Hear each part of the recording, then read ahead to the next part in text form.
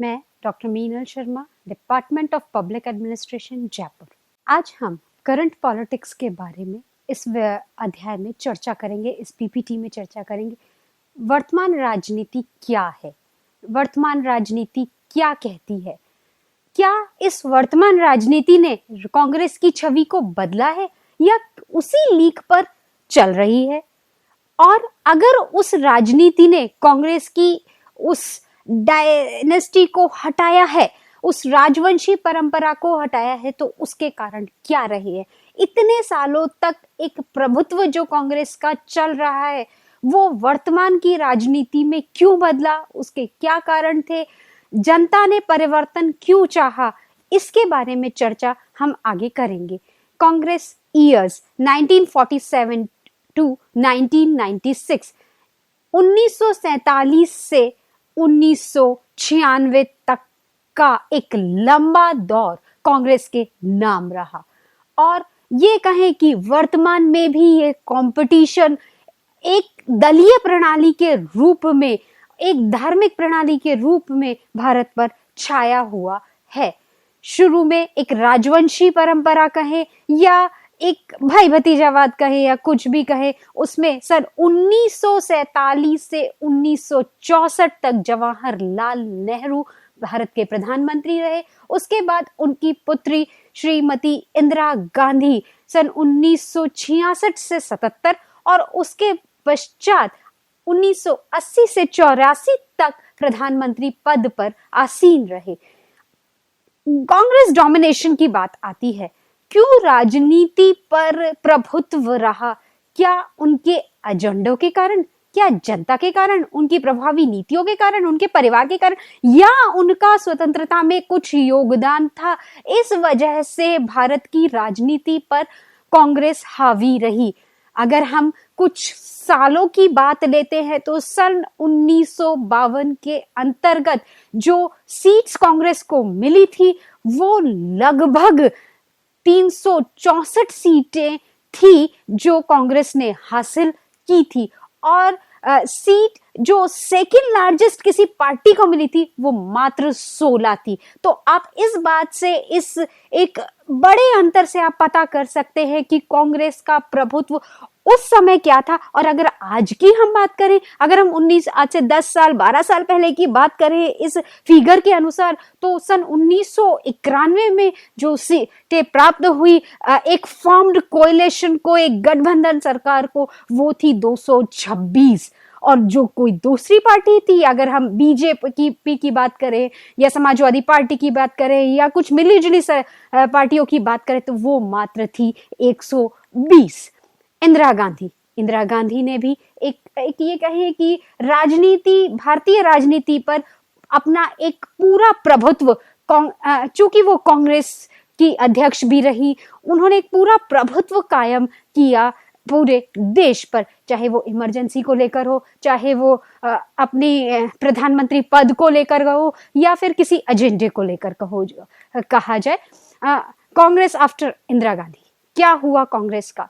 कांग्रेस में क्या कोई सशक्त नेता इंदिरा गांधी के बाद आया? तो कहें हाँ या ना। सन 1984 से 1989 तक राजीव गांधी प्रधानमंत्री पद पर आसीन रहे, और ये कहें कि प्रभु सत्ता कुछ खत्म हुई, तो कुछ हद तक ये कहना सही भी होगा, क्योंकि सन 1991 से 1996 तक पीवी नरसिम्हा राव की सरकार रही, जो एक सशक्त कार्यकर्ता के रूप में देश में उभर कर सामने आए।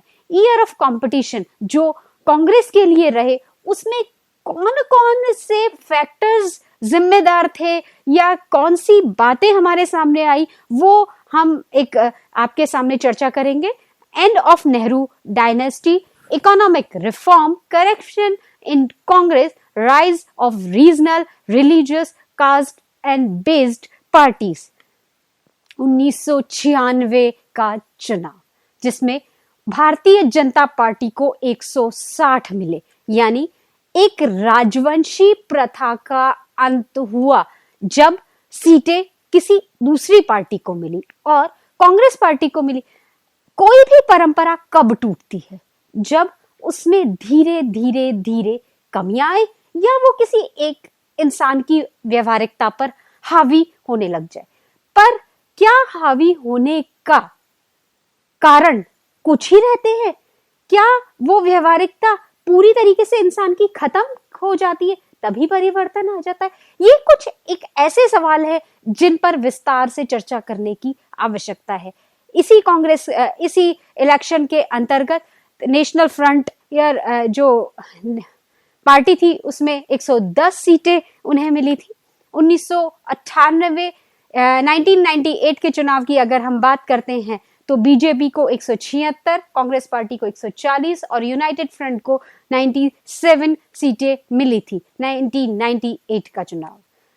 क्या हुआ था? एक व्यवहारिकता बदली, राजनीति बदली, या एक सुनामी आया? कुछ भी हम इसे नाम दे सकते हैं। बीजेपी फॉर्म्ड गवर्नमेंट, बीजेपी ने सरकार का निर्माण किया। National democratic alliance with 15 parties, एक अकेली बीजेपी नहीं थी, बहुत लोग थे जिन्होंने उनका सपोर्ट किया और प्रधानमंत्री के रूप में सामने उभर कर आए AB वाजपेयी साहब, अटल बिहारी वाजपेयी साहब, जिन्होंने सन 1998 से 2004 तक प्रधानमंत्री पद को संभाला। कांग्रेस का पुनर्गठन कब हुआ? आप सभी जानते हैं, सोनिया गांधी के समय, जब 1999 के इलेक्शन हुए, जब बीजेपी को 182 सीटें मिली और कांग्रेस को मात्र 112।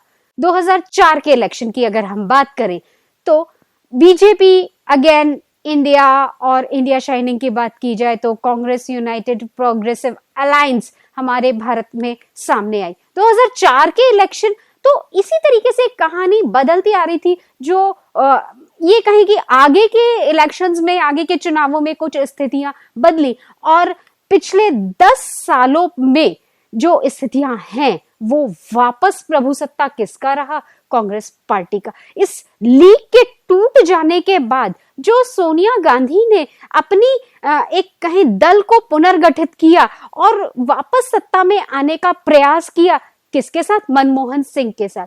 और सर 2009 में जहां यूपीए ने अपनी पावर को दोबारा जुटाया और प्रधानमंत्री के रूप में सामने आए मनमोहन सिंह, जिनकी नीतियों की चर्चा आज भी देश का आम व्यक्ति या बच्चा बच्चा करता है। Challenges and developments, 2 party and 2 half party regional parties, religion and politics, can Congress get beyond the dynasty? ऐसा हुआ है? शायद कहें हाँ। क्यों? क्योंकि लीग से हटकर कुछ काम हुए हैं, कुछ परंपराएं बदली हैं, और वो उन परंपराओं के टूटने से व्यवहारिकता भी बदली है, प्लस देश के सुधार के कार्यों या देश की कुछ नीतियों में भी परिवर्तन आया है। Celebrity and corruption, 2 party and 2.5 party, 272 सीटें हमें ये कहें कि 2009 के इलेक्शंस में मिली, 2006 सीटें, ये एक आंकड़ा टूटा और स्थिति ये थी कि कांग्रेस को सन 2004 में मात्र 145 सीटें मिली थी। यही एक प्रभुसत्ता का अंत भी हम कह सकते हैं। रीजनल पार्टी ने लोकसभा में एक कहें कि अपना प्रभुत्व बनाया, तो बहुत हद तक सही नहीं होगा। 2 national parties are here, 1 semi national parties with seats in 4 states. 39 regional parties are also established in Lok Sabha. Religion and politics, BJP history, Hindutva की जब बात करते हैं तो बीजेपी एज इट इज सामने आती है। राष्ट्रीय स्वयंसेवक संघ भी एक बड़े संघ के रूप में, रीजनल पार्टीज के रूप में सामने आया। विश्व हिंदू परिषद, जिसके बारे में शायद हम आगे विस्तार से जानेंगे। अयोध्या उत्तर प्रदेश, अयोध्या बाबरी मस्जिद का जो ये कहें हवाला दे कांड कहें, वो किस कारण से हुआ, उस बात की गहराई में मैं आगे नहीं जाना चाहूंगी। बाबरी मस्जिद 6 दिसंबर 1992 में खत्म हुई। 1992 में फॉल आउट होना शुरू हुआ कांग्रेस का, और नरेंद्र मोदी गुजरात के चीफ मिनिस्टर के रूप में सामने आए और LK अडवाणी बीजेपी के प्रेसिडेंट के रूप में आगे आए. Congress and Nehru dynasty, celebrity and corruption as a Jayalalitha of Tamil Nadu. Thank you very much.